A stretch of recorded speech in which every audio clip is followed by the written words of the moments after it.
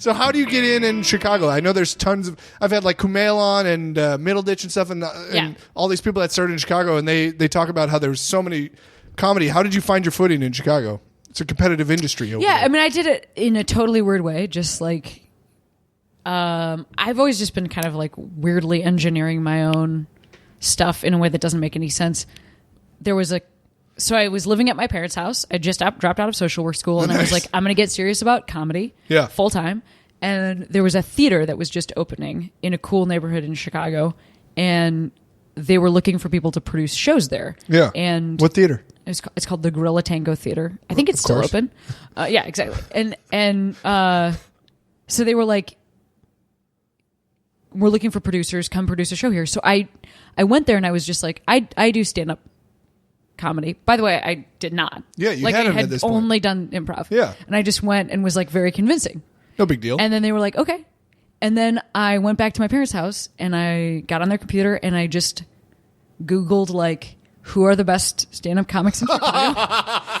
And then I went on MySpace, and I just MySpaced people that were successful, and I booked them on this show. And I was like, I just moved here from Boston. I'm a stand-up comic. I have a show in town. Come do it. Kumail did it.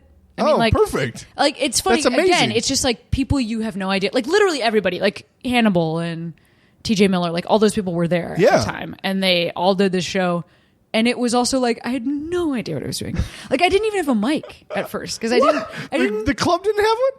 It was the theater? It was an improv theater. Oh, gotcha. And I was like their only stand-up show. And I was their first show. And I was just like, I mean, you guys don't need a mic. And then everybody was like, what? Like, yeah, we totally need a mic. It's a crutch, yeah. What was your show then? You just hosted basically every 4 Wednesday or 5 night. stand-ups? Every Wednesday night. I lived with my sister, and she was at the time she worked at a top 5 accounting firm, right? So she had this big deal day job. Yeah. And I was just like a scuzz bucket that lived in her room, in like another room in her apartment. And she would come and do lights and sound.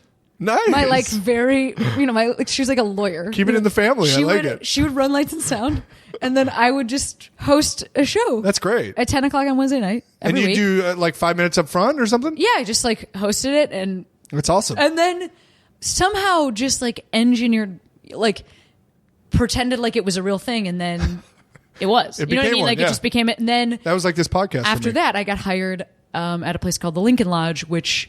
Oh, I've heard of that place. Yeah, is like the spot. an institution in Chicago. And I think what he was looking, Mark Geary, who created the lodge, was like always looking for people who were just self-starters that like didn't take no for an answer. And so I applied to work for him, and he was like, what I mean, he actually kind of knew of this show. He was like, how did you do any of this? And I was just like, I just like booked a theater and that's amazing. MySpace people and told them to come and didn't have a microphone. And he was amazing. Like, you're perfect. You're perfect for this thing. And so that's. So how long in Chicago were you eventually doing it stand up for then? 6 years. So like healthy amount of time. The first year was, that like very bonkers, finding your footing, MySpacing strange people on the internet. Yeah. And then the next 5 years was really learning how to do the refining. work. Yeah.